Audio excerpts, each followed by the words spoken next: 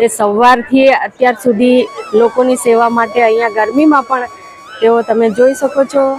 બાપુની સમાધિ સ્થાન છે ત્યાં એની અંદર આપણે ખાશો. એકવાર તમે ગોટા ખાશો એટલે તમે લાઈન ગમે એટલી લાઈન હશે પણ તમે ગોટા ખાધા વગર તમે ના રહી શકો. બાપુની સમાધિ સ્થાન જે તમે સાક્ષાત અહીંયા આપણાને લાગે છે કે ભારતી બાપુ બેઠા હોય એવું આપણાને લાગી રહ્યા છે. તમે ક્યાંથી આવ્યા? અમે જેતપુરથી. જેતપુરથી અને છાપાના કારખાના છે ને જેતપુરથી આવ્યા એમ ને? ક્યાંના?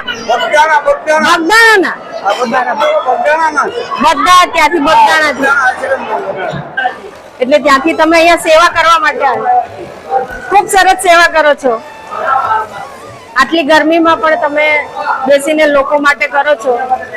અત્યારે હું જૂનાગઢના વિડીયો બનાવીને નાખું છું તો એક ભાઈની ફરમાઈશ છે કે તમે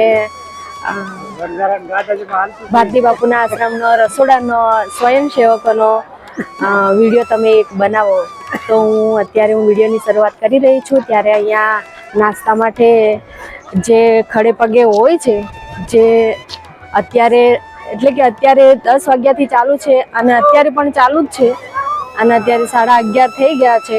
પરંતુ તમે જોશો એમની સેવા તો આપણાને નવાઈ લાગે કે આટલી બધી ગરમીમાં પણ તેઓ એટલી સરસ સેવા કરી રહ્યા છે. અને અત્યારે આપણે વિડીયોની શરૂઆત કરવા જઈ રહ્યા છીએ.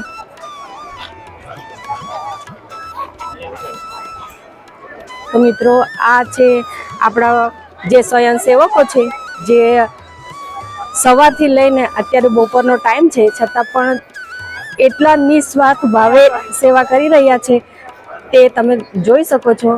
અને આપણે સૌપ્રથમ તો આપણે જોઈશું જલારામ બાપાના અહીંયા દર્શન કરીશું અને આપણા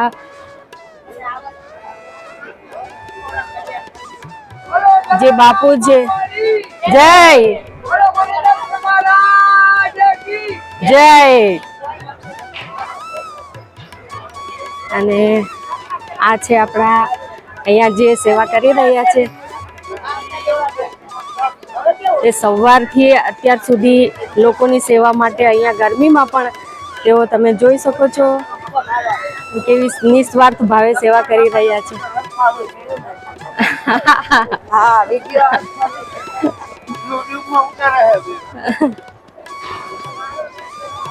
કેટલા દિવસથી તમે આ 3 દિવસથી? તો મિત્રો 3 દિવસથી તેઓ આ સેવા કરી રહ્યા છે અને અત્યારે 10 વાગે જેવું ચાલુ કર્યું હતું પણ હજુ 12 વાગવા આવ્યા છે તો અત્યારે પણ ચાલુ છે. તેમની આ સેવાના માટે આપણે ધન્યવાદ આપીએ છીએ. અને આ છે સ્વયંસેવકો છે, આ તમે જોઈ શકો છો. અને અત્યારે તો લાઈન ઓછી છે પણ તમે જુઓ તો અહીંયાથી આપણે ગેટની આગળથી લાઈન ચાલુ હોય છે. સવાર સાંજ એટલી બધી ભીડ હોય છે કે તમે આહા. અને તમે જ્યારે અહીંયા આવો ત્યારે આ જે આપણે જલારામ બાપાના તરફથી જે પણ ગોટા બનાવવાની સેવા ચાલુ હોય છે અને તમે ગોટા બનાવેલા ખાશો. એકવાર તમે ગોટા ખાશો એટલે તમે લાઈન ગમે એટલી લાઈન હશે પણ તમે ગોટા ખાધા વગર તમે ના રહી શકો એવા આ ગોટાનો સ્વાદ પણ હોય છે મિત્રો. તો ચાલો આપણે મળીએ પછી. આગળ પણ હું તમને બતાવું છું આપણે ભારતી બાપુના આશ્રમની જે સમાધિ છે.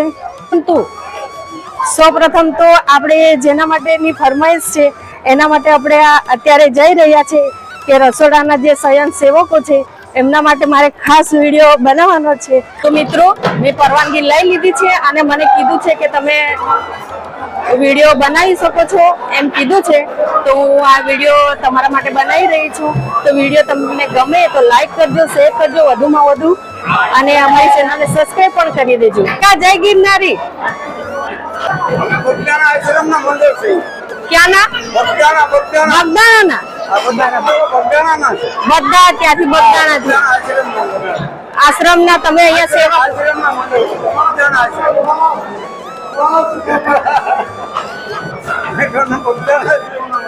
કાકા તમે પણ બગદાણાના છો? હા હા, સરસ કામ કરો છો.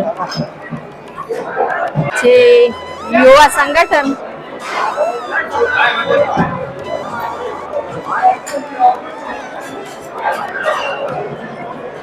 તમે પણ બગદાણાના જ છો, બધા સાથે જ છો એમ? ખૂબ સરસ સેવા કરો છો.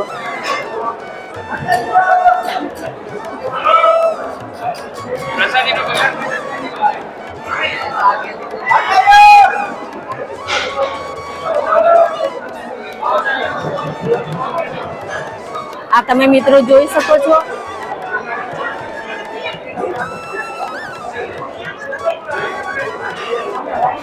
છે મીઠાઈ, રોટલી છે. અહીંયા ભારતી બાપુ આશ્રમનું દરરોજનું કામ હોય છે, એટલે કે 365 દિવસ આ લોકો સેવા કરતા જ હોય છે. પરંતુ મેળાના ટાઈમે એ લોકોની જવાબદારી પણ વધી જાય છે અને સેવા કરવાનું પણ ખડે પગે એ લોકોએ ઊભા રહેવું પડે છે. આ તમે જોઈ શકો છો.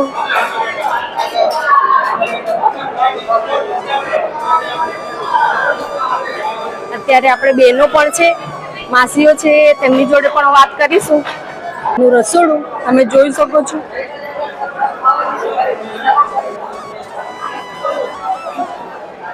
ડેલી આ રીતનું એ લોકોનું હોય છે અને આટલા બધા લોકોને જમાડવાનું હોય છે મિત્રો. તો ધન્ય અનુભવીએ છીએ અમે પણ કે ઊભા પગે રહીને આટલું બધું આ લોકો સેવા કરી શકે છે. અત્યારે રસોડું ચાલુ છે અને રસોડામાં પીરસવાનું પણ ચાલુ છે. આટલી ગરમીમાં પણ લોકોના માટે ખાવાનું જમવાનું બનાવી રહ્યા છે.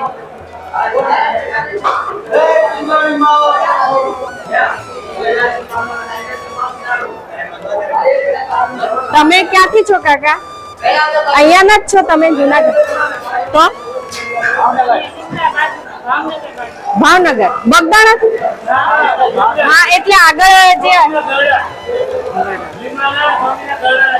એટલે ત્યાંથી તમે અહીંયા સેવા કરવા માટે આવ્યા. ખૂબ સરસ સેવા કરો છો. આટલી ગરમીમાં પણ તમે બેસીને લોકો માટે કરો છો. સરસ સરસ સરસ. ના, એટલે આગળ જે પેલા જે પીરસવાનું કામ કરે છે એ લોકો બગદાણાથી આવ્યા. બરાબર બરાબર.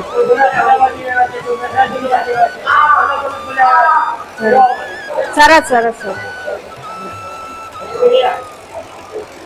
આ જુઓ, આ યંગ છે પણ તમે જુઓ કેવી રોટલીઓ બનાવી રહ્યા છે. તમે બધા સાથે જ છો? સાથે જ છો.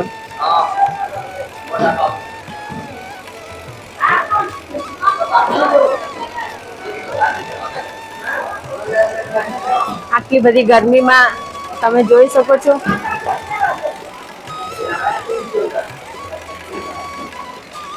મેળા માટે જ આવ્યા છો સેવા કરવા? મેળો હશે ત્યાં સુધી, હે ને? એમ તો દરરોજનું રસોડું તો ચાલુ જ હોય છે ને? 365 દિવસ ચાલુ જ હોય છે. હા, એટલે એમ વર્ષમાં એક દિવસ પણ એવો નહીં હોય ને કે બંધ હોય એમ. પણ આ મેળાના કારણે અમે સેવા કરવા માટે આવ્યા. સરસ સરસ, બહુ સરસ સેવા કરો છો. તો મિત્રો તમે જોયું ક્યાંથી લોકો સેવા કરવા માટે આવ્યા છે. તો જો તમને અમારો આ વિડીયો પસંદ પડ્યો હોય તો લાઈક કરજો અને તમારા મિત્રોને પણ શેર કરજો. અને બીજું કે અમારી ચેનલને પણ સબસ્ક્રાઇબ તમે કરી દેજો.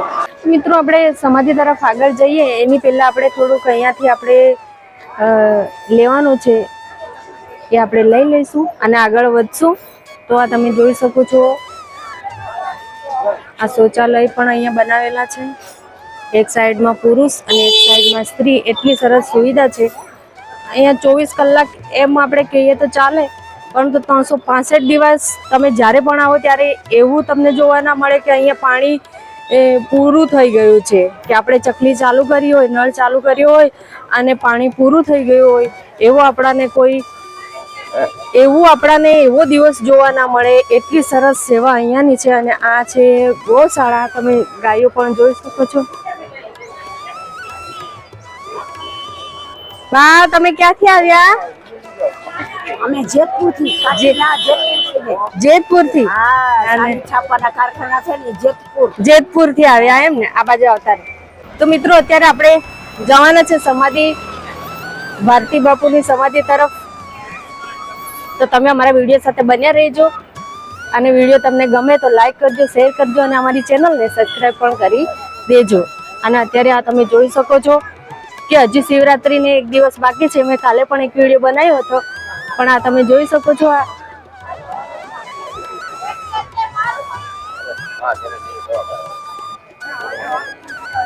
કે કેટલી બધી માનવ મહેરામણ ઉઠી છે શિવરાત્રીના માટે, કે આવી શિવરાત્રી તો ક્યાંય ના હોય. મિત્રો તમે ગમે ત્યારે આવો તો અહીંયા 24 કલાક ડોક્ટર હાજર હોય છે અને ખૂબ જ સરસ રીતે લોકોને બીપી ચેક કરી આપે છે અને ગમે તે તકલીફ હોય એ પ્રમાણે દવા પણ અહીંયા આપવામાં આવે છે. તો મિત્રો અત્યારે આપણે આવી ગયા છીએ શ્રી ગુરુગાદી પૂજ્ય ભારતી બાપુની સમાધિ સ્થાન છે ત્યાં, એની અંદર આપણે જઈ રહ્યા છીએ. હું તમને અંદરથી બતાવવાની કોશિશ કરું છું. આ તમે જોઈ શકો છો એમના જે ફોટો છે, એમની જે યાદગીરીઓ છે એ પણ અહીંયા મૂકવામાં આવેલી છે.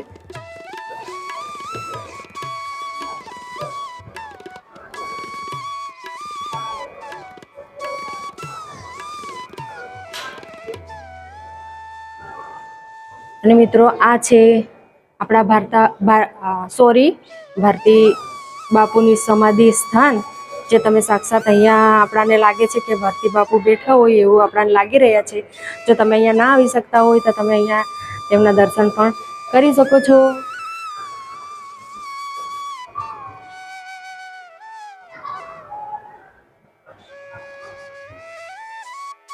અને આગળ આપણે જોઈશું તો ભારતી બાપુના જે સ્મૃતિ મંદિર બનાવવામાં આવેલું છે.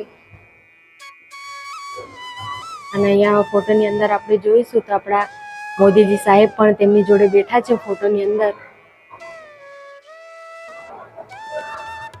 અને આ છે સ્મૃતિ મંદિર, એટલે કે તેમની જે યાદગાર જે વસ્તુઓ છે જે તેઓ યુઝ કરતા હતા જ્યારે સમાધિ લીધી નથી એના પહેલાની જે વસ્તુઓ યુઝ કરતા હતા એ સંપૂર્ણ તમને અહીંયા જોવા મળશે. આ તમે જોઈ શકો છો એમના ચંપલ છે, ખુરશી છે.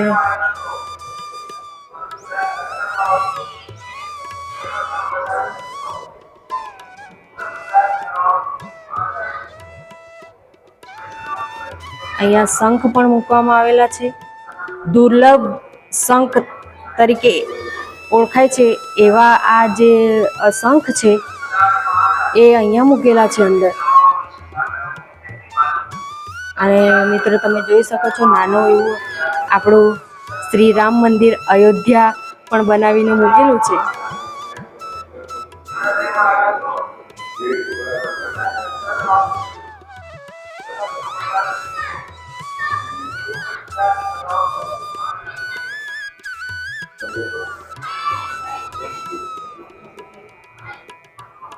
અહીંયા જે ભારતી બાપુએ જે જ્ઞાન મેળવ્યું હતું એ જે આપણા વેદો છે એ બુક્સ પણ અહીંયા મૂકવામાં આવેલી છે.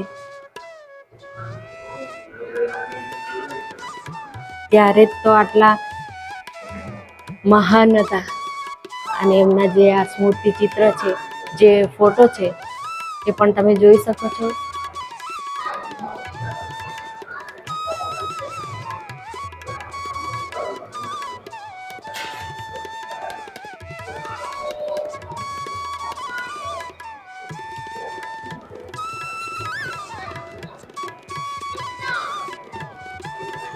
તો મિત્રો આ હતું આપણે ભારતી બાપુનું સમાધિ સ્થાન, જે તમને મેં દર્શન કરાવ્યા. અને આગળ જોઈશું કે આગળ અહીંયા વિદ્યાલય પણ છે.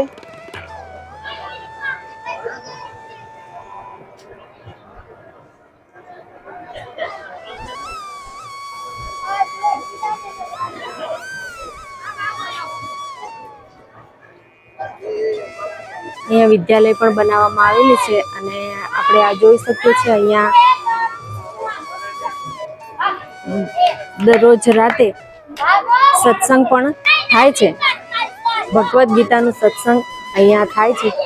અને પાછળ આપણે જોઈશું તો આ વિદ્યાધામ એટલે કે આ જે સ્કૂલ ભારતી બાપુ વિદ્યાધામ તરીકે ઓળખાય છે.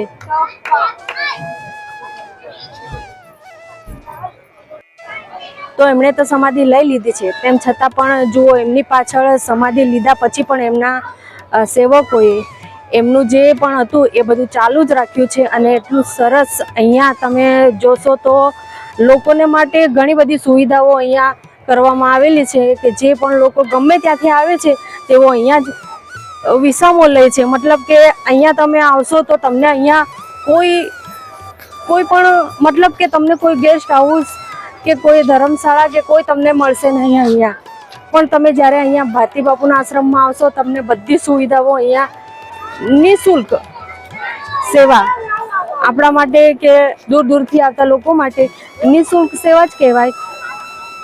તો બધી સેવા અહીંયા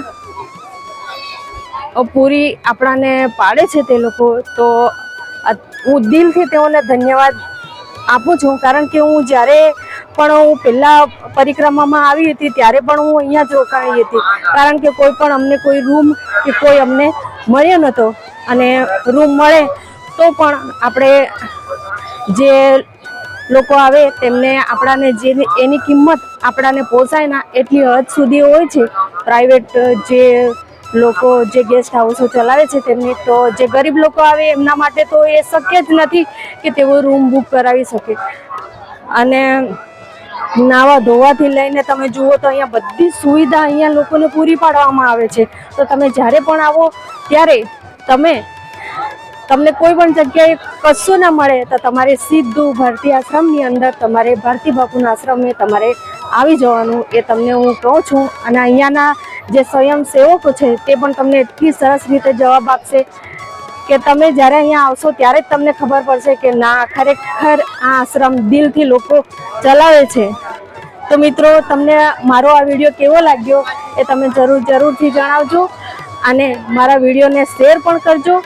શેર એટલા માટે કરવા કહું છું કે જે પણ લોકો જુનાગઢ આવે તો જુનાગઢ આવ્યા પછી એ લોકો ક્યાં જાય તો મતલબ કે ભારતી બાપુના આશ્રમે.